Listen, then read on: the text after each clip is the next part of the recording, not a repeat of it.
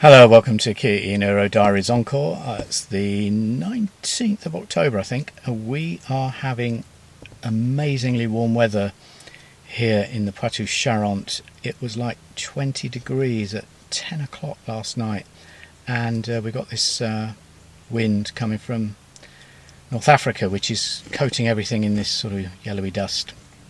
Had that from time to time. So just a quick update on the ownership experience. We've just recently, in the last couple of weeks, hit 70,000 kilometres.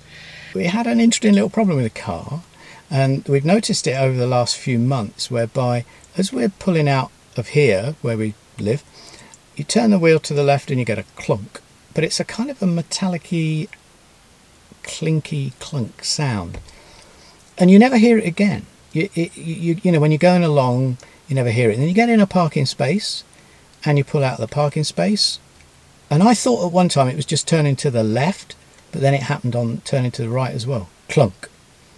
So I was in Niort one day and I just nipped in on the off chance, and I explained to them, I said, okay, so they jacked it up, swung the wheels back and forth on the steering, didn't hear anything, because I said, is it something to do with steering? Something to do with suspension? Don't know. And it wouldn't go away, and it was just a worry on my mind. But obviously you don't always hear it when it's really noisy, and you certainly don't hear it driving along at normal speeds. So anyway, I booked it in to wait about 3 weeks to get an appointment. They seem pretty busy at the Kia dealers in Niort, so I booked it in, and I thought, oh, this is going to be a waste of time. They'll say, oh, we can't hear it, we've tried this, we've tried that, we can't hear it. But much to my surprise, I arrived and they knew exactly what it was. And the guy at the desk, I mean, bearing in mind I'm speaking French, or as best I can, and he showed me all the technical bulletins they've had from Kia on this problem, and it's something to do with the left side wheel. I was always hearing it because obviously I'm sitting on the left, I'm driving on the left here, and in the summer you got the window down and you hear this clunk, and it's nothing dangerous or kind of critical, but it was just a bit of a worry. And he said to me, oh yeah, we know about this, and there's a kit to fix it. And he showed me some of the diagrams. It was about 7 or 8 pages of technical bulletins with diagrams, all in French, of course. I took a picture of one of them, and you can see it there. And anyway, there's a guy there who speaks very good English, but even so, when I asked him to explain it and do a translation from his engineer buddy, service buddy, it was difficult. So we had to look it up on Google Translate, and it's to do with the articulation of the wheels, not the suspension, it's not the steering.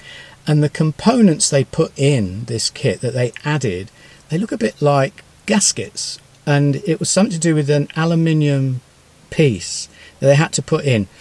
And I thought, okay.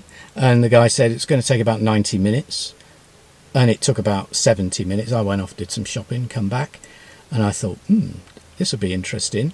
And the sound's gone away, and it's fine.